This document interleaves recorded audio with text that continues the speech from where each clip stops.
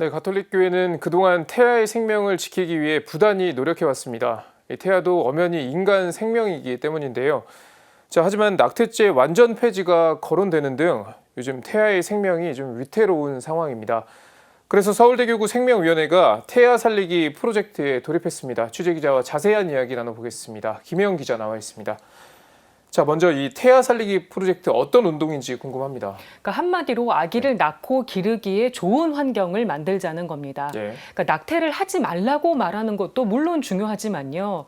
출산을 하고 아이를 기르기에 좋은 환경이라면 낙태를 선택하거나 고민할 이유조차 없겠죠. 그렇죠. 그래서 태아 살리기 프로젝트의 첫 번째 과제는 양육비 이행법 강화입니다. 그러니까 미혼 부모들이 낙태를 고민하는 사유 중에 하나가 바로 경제적인 문제입니다. 네. 아이 키울 때 돈이 많이 들어가잖아요. 그렇죠.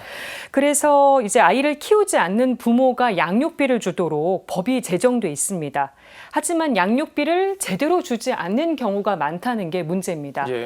그래서 외국의 경우 부모가 양육비를 부담하지 않으면 운전면허나 심지어 또 여권까지 정지시키는 경우도 있거든요. 그래서 우리나라도 법은 있지만 이거의 이행을 조금 더 강화시키자는 게 그 서울대교구 생명위원회의 입장입니다.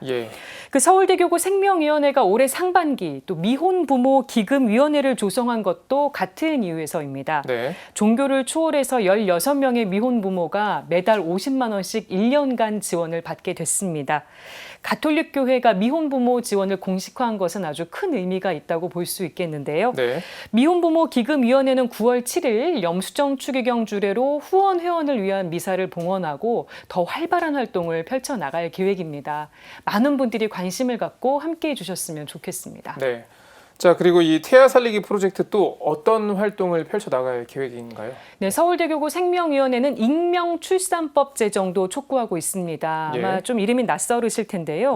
미혼모가 신원을 알리지 않고 출산하거나 입양을 할 수 있도록 하는 법입니다. 이렇게만 돼도 낙태 대신 출산을 선택하는 산모가 많을 것으로 보입니다. 이 밖에도 미혼모 등 한부모 가족 지원법 강화, 또 다자녀 가정 지원 확대, 낙태 결정 전 상담 의무화 등도 과제로 꼽히고 있습니다. 아울러 임신과 출산의 친화적인 직장 문화, 또 생명을 존중하는 성교육 의무화도 낙태 대신 출산을 선택하는 데 도움이 될 것으로 보입니다. 그리고 의사들에게 이 낙태 거부권을 줘야 한다 이런 의견도 있지 않습니까? 그러니까 낙태죄가 폐지되면 낙태 시술을 원치 않는 의사도 낙태를 해야 되는 거 아니냐 이런 우려가 지금 나오고 있습니다. 실제로 지난해 4월에 헌법재판소의 낙태죄 헌법 불합치 결정 바로 다음 날 현직 산부인과 의사가 청와대 국민청원 게시판에 글을 올렸습니다. 낙태 시술을 거부할 권리를 달라는 거였는데요. 그래서 의사가 신념이나 소신 또 양심, 신앙에 따라서 낙태를 거부할 수 있게 해야 한다는 목소리가 나오고 있습니다. 이는 낙태를 반대하고 있는 가톨릭계 병원들도 마찬가지 입장이겠죠. 결국 낙태죄가 폐지된다고 하더라도 의료인의 낙태 시술 거부권이 보장돼야 한다는 지적입니다. 그리고 임신 몇 주까지 또 낙태를 허용할 것이냐 이런 임신 주수 논쟁도 여전합니다. 그런데 사실 이거는 이 태아의 생명을 살리는 논의는 아닌 거잖아요. 그렇습니다. 태아는 3주 때부터 심장이 형성되기 시작하고요. 5에서 6주가 되면 심장 박동 소리를 들을 수 있습니다. 그리고 8주가 되면 거의 사람의 모습을 띠게 됩니다. 제가 지금 태아 발 배지를 들고 나왔는데요. 임신 10주가 된 실제로 태아의 발 크기입니다. 작지만 사람 발 모양이 뚜렷하죠. 그래서 미국의 경우에는 임신 5주 이후에 낙태를 못하게 아예 법을 마련한 주도 있습니다. 가톨릭교회는 수정된 순간부터 태아도 엄연히 인간인 만큼 낙태는 절대로 해서는 안 된다는 입장인데요.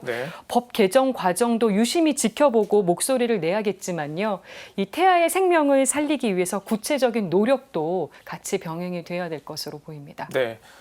그리고 서울대교구 생명위원회가 생명수 체험 수기를 또 공모하고 있네요. 언플랜드라는 책을 읽고 느낀 점과 함께 생명을 지켜낸 이야기를 공모하고 있습니다.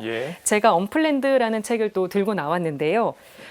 표지에 한 여성의 뒷모습이 보입니다. 예. 네. 그래서 이 저자 애비 존스는 미국의 한 낙태 클리닉에서 8년 동안 일을 했던 사람입니다.